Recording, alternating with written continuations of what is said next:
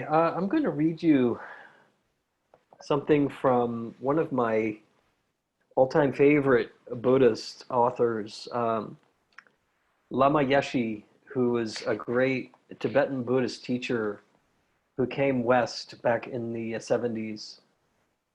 And he brought many esoteric practices along with him from Dharamsala. And there are many YouTube videos. You can find him online, certainly Lama Yeshe, Yeshe. And one of my very first books, introductory books to Buddhism, was his book called Introduction to Tantra, A Vision of Totality, which is a really lovely book. It's not a large volume. You can see it's kind of a small book. There are a few different versions of it. And he really cuts right to the heart of the matter when he talks about the nature of mind and also Tibetan Buddhist practice, and particularly the practice of Tantric Buddhism, which we call Vajrayana. So Vajrayana is a section or a sect of Mahayana Buddhism that we find in Tibet and in East Asia, in places like China. The whole Zen tradition and all the sects of Zen are part of Mahayana Buddhism. Mahayana means greater vehicle. And really the implication here is that the practices are available to everyone. You don't have to be a monastic or a yogi to practice meditation and to practice the teachings of Tibetan Buddhism. And so that's really sort of the spirit of Mahayana, or it's for lay people to embrace. And it comes in many forms. In China, you have, for example, something called Pure Land Buddhism, where one chants to Amitabha Buddha, or the Buddha of infinite light. Zen, which was formerly called Chan in China, which means, it's a derivative of the Sanskrit word dhyana, which means meditation.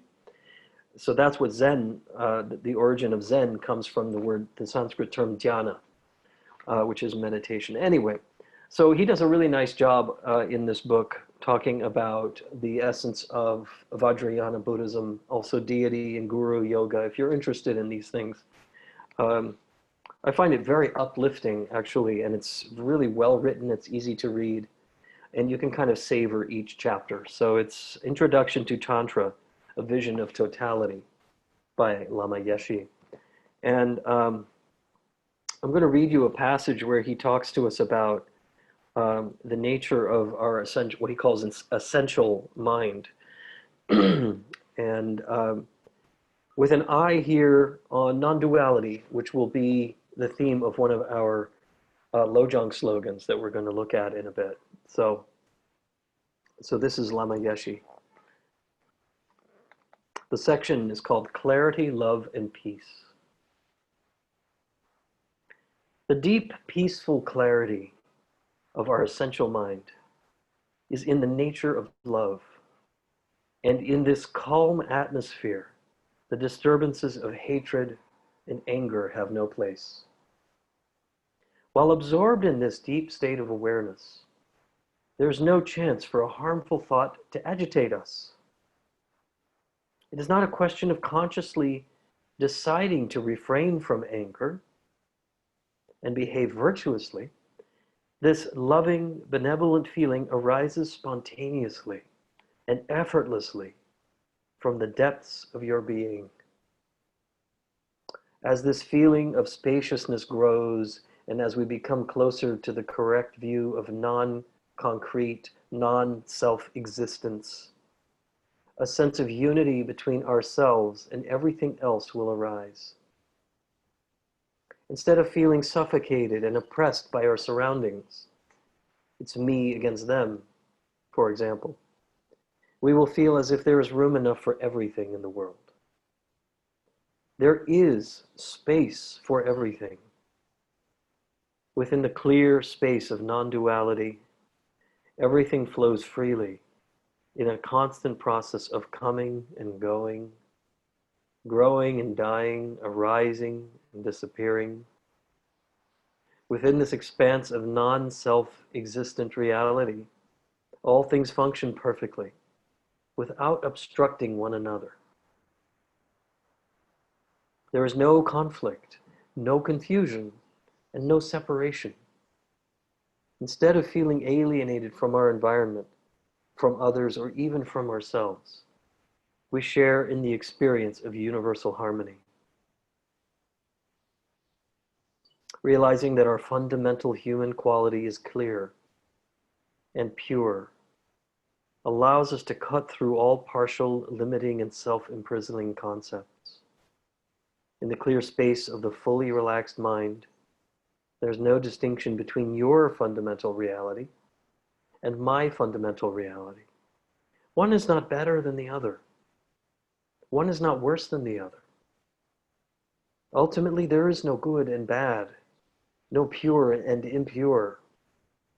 The whole point of meditation or prayer or whatever we're trying to do is to discover the fundamental principle of human nature, to go into this deep nature, to touch our mind, the fundamental principle of totality, of non-duality.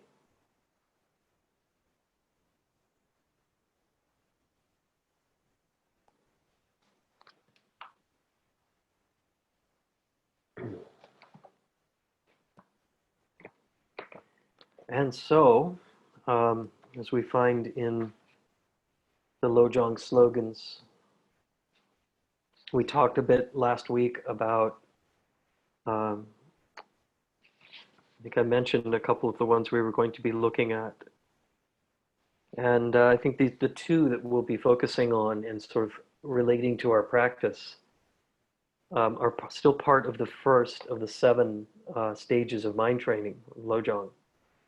And they are these 2 points, these 2 slogans. One is, the remedy too is freed in its own place.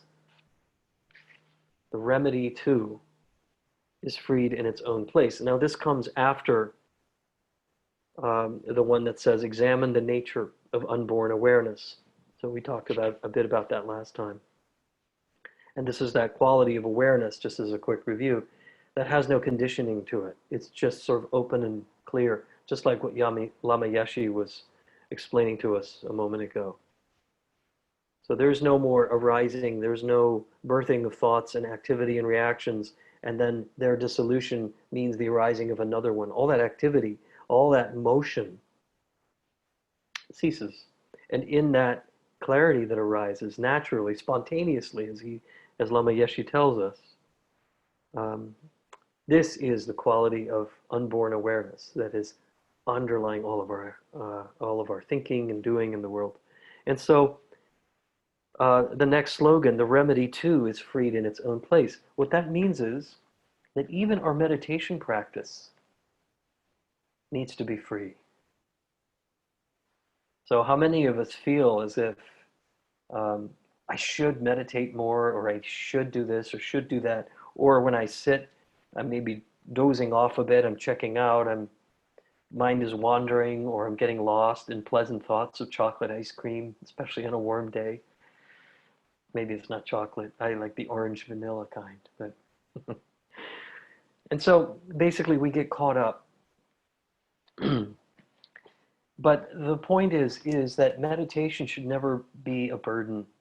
It should never be something, it should be that one aspect of our life where we're not exerting all this effort and doing all these things to ourselves because we're not meditating, or we're not meditating properly, or that we should be different, or we should have this experience and not having these other experiences. All of that stuff that can come up when we really want to commit to a daily meditation practice or even a weekly meditation practice. And so this point here is really for those of us who are practicing and I'm just really dissatisfied with the nature of our meditation, if we even have a practice.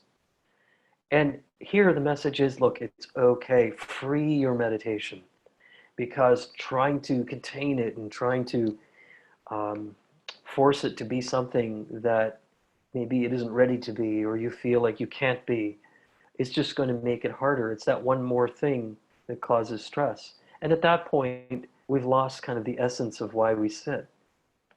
Remember, Lama Yeshe tells us that This is a spontaneous quality, the quality of non-duality that arises spontaneously when the mind is still.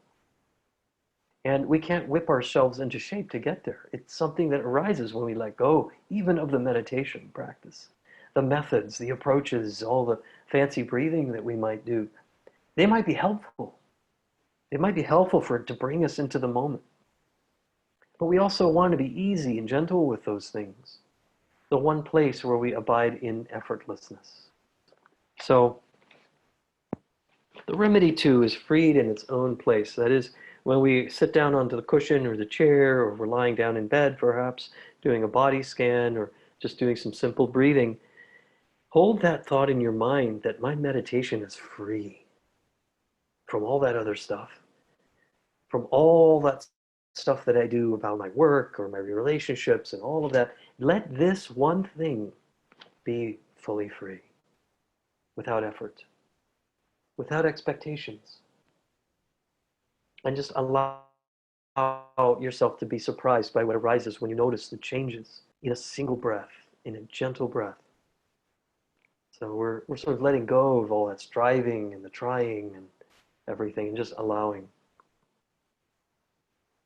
So the commentator that we've been working with,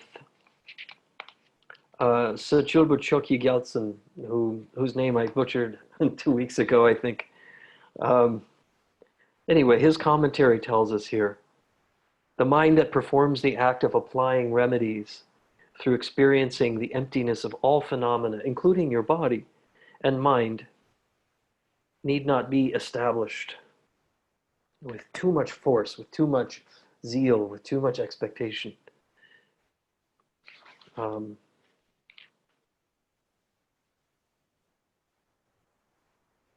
here, even our practice, our concepts of practice, we have to realize that whatever we think we're heading towards in meditation is a concept. Free that too. And part of the focus here is to be curious and be pleasantly surprised, maybe unpleasantly surprised, if, as the mind settles, something comes up that we may have forgotten about that is not pleasant. But those things too, he says, focus the mind with ease, lucidity, and vibrancy, and not allowing it to fall under the influence of either dullness or excitation. Dullness or excitation. And so here, this notion of sloth and drowsiness and agitation or restlessness, these are the two winds I think we've talked about before.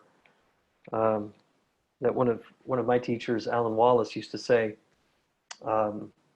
that focusing on breath or focusing on your practice itself can be much like being at the helm of a sailboat, and that there can be two winds that may come up from one side or the other side of the boat and knock your sail off course, and now you're no longer sort of moving your way into the calmer waters, but you're kind of drifting off course.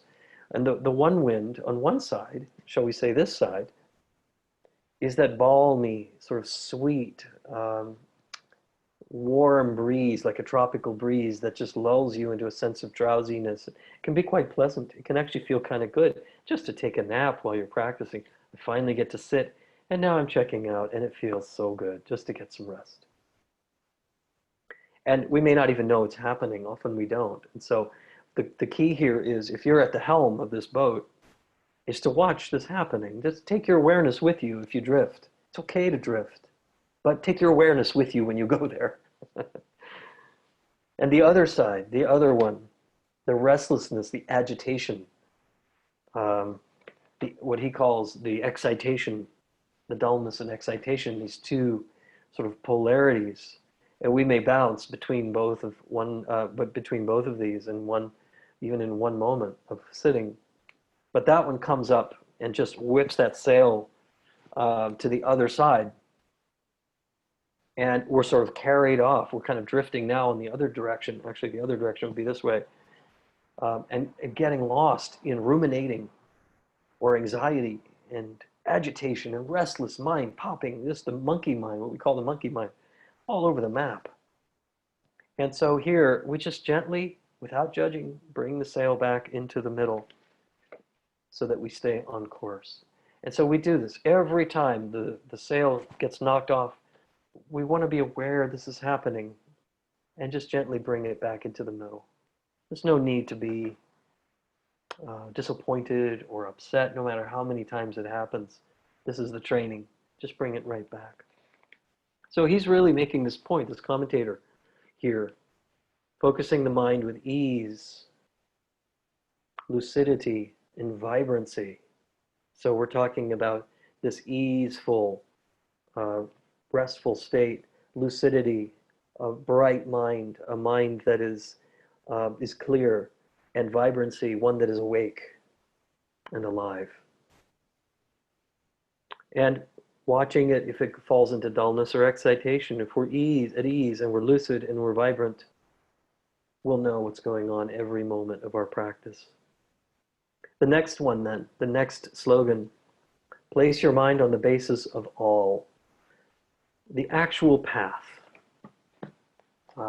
Sometimes I'm looking at my alternate source here. I always like to sort of bounce things between sources.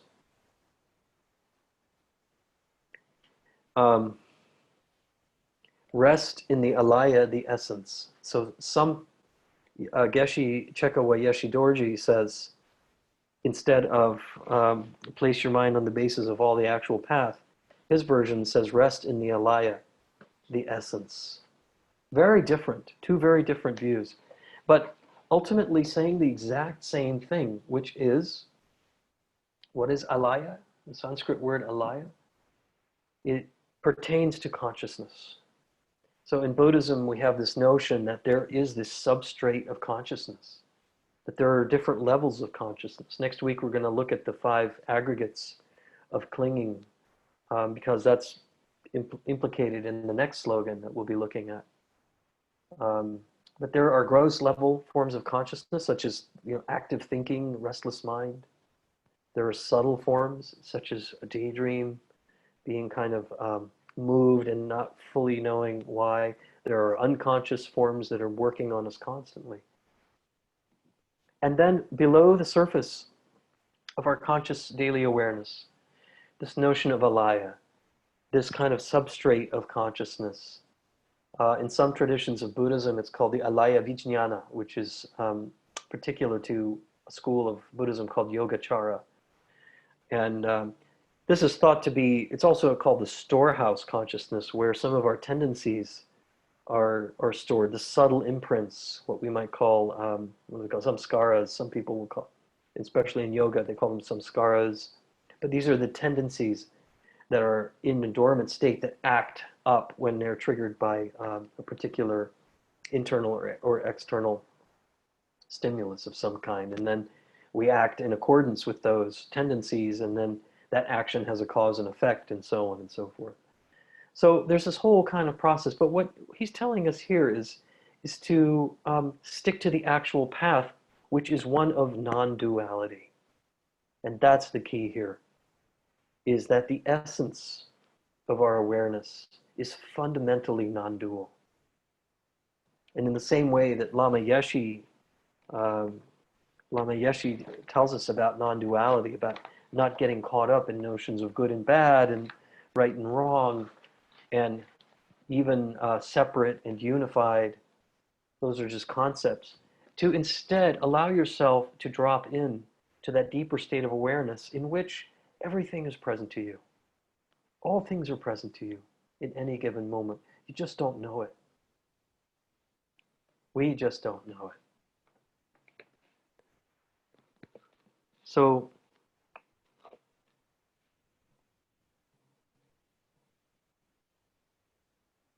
I won't read to you this whole commentary. It's rather long. And rather, I think, if we look at what we mean by non-duality, that can be such a strange concept. Non-duality is really the point. I think a couple of weeks ago we talked about neutrality as part of the 10 petals meditation. And neutrality being that very first. Oh, equanimity was also one we did a little while back. Really, it's the same thing. It's that we can establish ourselves in a mind of no preference and yet remain highly engaged. Some of you might remember that conversation we had I think about a month ago or so, maybe a little more than that. But this quality of neutrality is really about being engaged but not having a preference of this over that, this person over that person, this thought over that thought, this thing I'm grasping over here, this thing I don't like, and so on and so forth. And we do this constantly throughout the day. This is part of what we call the ordinary mind, or in Tibetan what's called sem, S-E-M, which is the ordinary waking, daily waking consciousness that we're it's constantly in motion. When that motion stops and we settle into a deeper state of this thing called alaya, or this quality of subtle awareness, of more refined attunement through that awareness, then our awareness and our experience of the present moment takes on a slightly different flavor. In my context, it's vanilla incense. Pretty sweet in here. So, anyway, that's the process of dropping in. A lot of what we're talking about in these readings are really there to encourage us to say, look, don't take my word for it. These can all just be more concepts. But really, put it to the test. See if it's true for you. See if, in fact, this quality of openness and subtle ease and clarity and vibrancy aren't true for you. If not, that's fine. We can go on and do something else. But if they are, there's a reason why that's the case. And that is because it's already there. It's already part of who we are. It's just we get so sort of far away from it and so distracted, the mind distracted outward, that we totally lose the subtlety, the refinement of that awareness. And so that's what meditation does. It helps to kind of bring us back to that very gentle, easy, open refinement to the point where all is present to us. Yeah, we're not missing anything anymore because it's part of who we are. And it's readily available.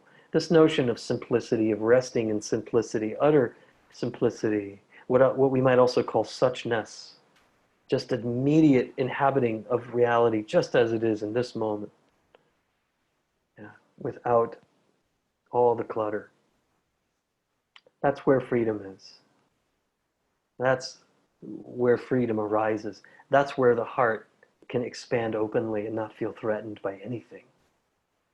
It's no longer about reactivity, but rather about embracing all as it is, even our own suffering. It's possible to do that. So these little Lojong slogans are quite something, and when we sort of dive into them and begin to unpack them. And so that's what's meant by the actual path in this second slogan. Adhere to the actual path, the path of non-duality. It's a reminder. A reminder. And rather than being distracted, how many of us experience that? It's sort of the joke. How many minds does it take to change a light bulb? And the answer is, what was the question?